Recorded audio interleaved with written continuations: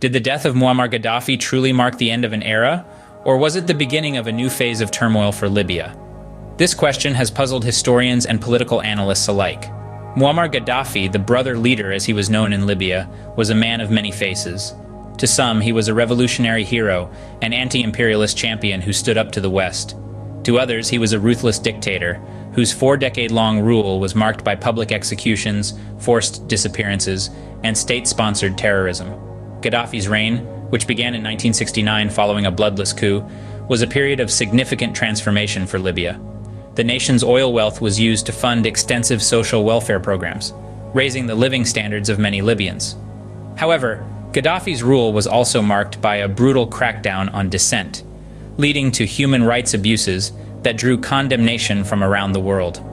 The circumstances leading up to Gaddafi's death are fraught with controversy. The Arab Spring, a wave of protests and uprisings that swept across the Middle East and North Africa in 2011, sparked a rebellion in Libya.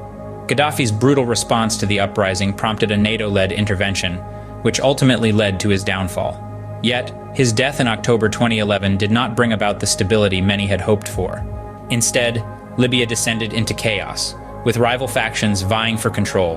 The discovery of mass graves and the ongoing violence are grim reminders of the country's troubled past and uncertain future. The international response to Gaddafi's death was mixed. While some hailed it as a victory for democracy and human rights, others criticized the NATO intervention as an infringement on Libya's sovereignty. This controversy continues to fuel debates on international law and the right to protect. As we delve into the events that led to Gaddafi's fall, we'll uncover the complexities of a nation in transition. The story of Gaddafi's death is not just about the end of a dictator's reign. It's about a country grappling with the aftermath of revolution, the challenges of nation-building, and the elusive search for peace. The winds of change swept across the Middle East in 2011, and Libya was not immune.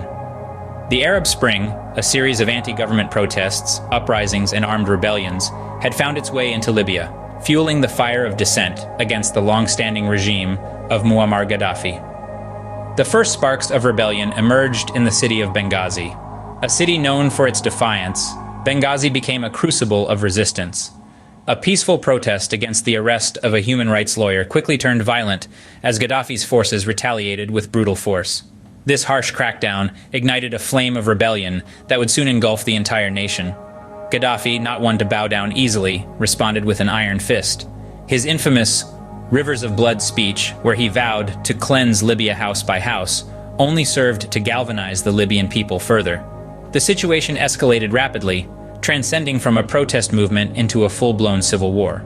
The rebels, though initially lacking in military expertise and resources, were driven by an unwavering resolve to overthrow a regime that had ruled them with an iron hand for over 4 decades. The stakes were high, and the struggle was a matter of life and death. The rebels, backed by a coalition of Western and Arab states, took up arms against Gaddafi's forces, marking the beginning of a bloody conflict that would last for months. Meanwhile, the international community watched with bated breath. The United Nations, alarmed by the escalating violence and potential for mass atrocities, authorized a no-fly zone over Libya. The world bore witness to the courage of the Libyan people, their resilience in the face of brutal repression, and their determination to carve out a future free from the shackles of dictatorship. As the nation descended into chaos, the world watched, waiting for its outcome. The road to revolution was fraught with danger and uncertainty, but it was a path the Libyan people were willing to tread for the promise of a better tomorrow. The death of Gaddafi, while marking the end of an era, was only the beginning of a long and challenging journey towards democracy and stability. In a dramatic turn of events, the once untouchable leader found himself on the run. This was the beginning of the end of Muammar Gaddafi's 4-decade-long reign. NATO, the North Atlantic Treaty Organization, had stepped into the fray, launching a military intervention in response to the escalating civil war and the Gaddafi regime's human rights abuses. This intervention, under the banner of Operation Unified Protector, was a game-changer. NATO's airstrikes crippled Gaddafi's forces, leveling the playing field for the rebels. The international community watched in anticipation as the balance of power began to shift dramatically. In August of 2011, Tripoli, the capital and stronghold of Gaddafi's regime, fell to the rebel forces. The city's capture was a significant turning point, symbolizing the crumbling of Gaddafi's power. The rebels were gaining ground, and Gaddafi was losing his grip on the country he had ruled with an iron fist. Despite losing Tripoli, Gaddafi refused to surrender. He went into hiding, leaving the world in suspense about his whereabouts. But his days were numbered. In October, he was discovered hiding in a drainpipe in his hometown of Sirte. Cornered and outnumbered, the man who once held Libya in his grasp met a grisly end at the hands of those he had oppressed. As the news of Gaddafi's death spread, reactions were mixed. There was relief, jubilation, and a sense of justice served among many Libyans. Yet, there was also apprehension about what lay ahead. The power vacuum left by Gaddafi's fall and the fractious nature of the rebel forces raised tough questions about Libya's future.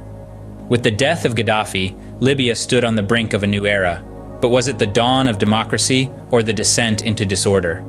In the wake of Gaddafi's death, Libya found itself in uncharted territory.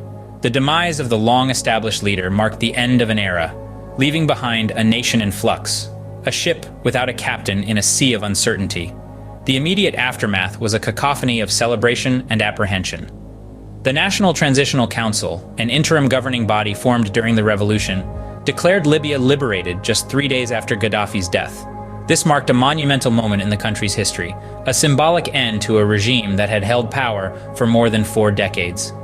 However, the Liberation Declaration was only the first step in a long and tumultuous journey towards democracy.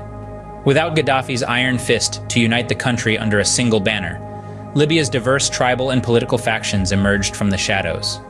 The struggle to establish a functioning government was fraught with challenges, as these factions vied for power, each with its own vision for Libya's future.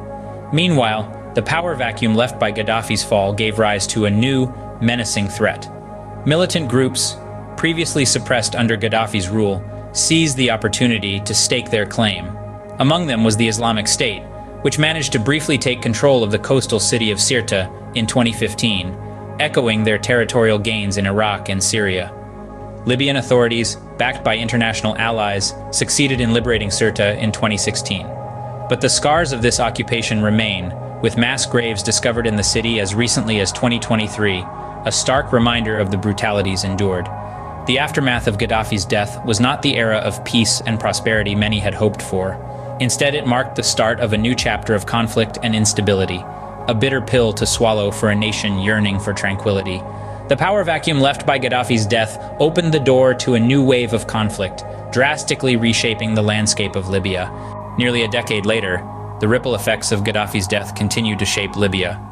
This North African nation remains a complex mosaic of factions, tribes, and ideologies, all vying for control in a landscape marred by political instability and conflict.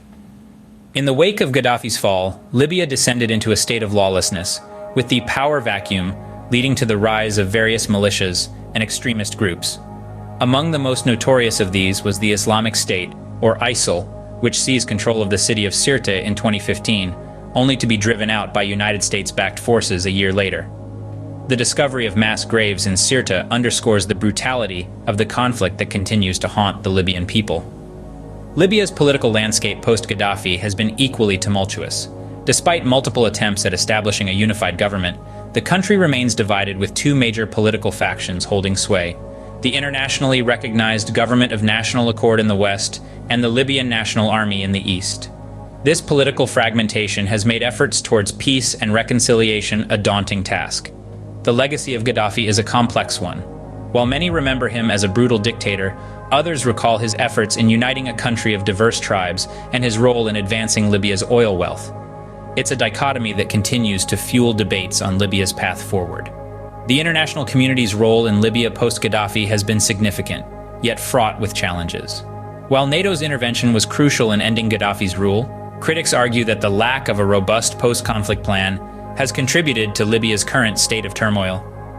Gaddafi's death marked a significant chapter in Libya's history, but the story is far from over.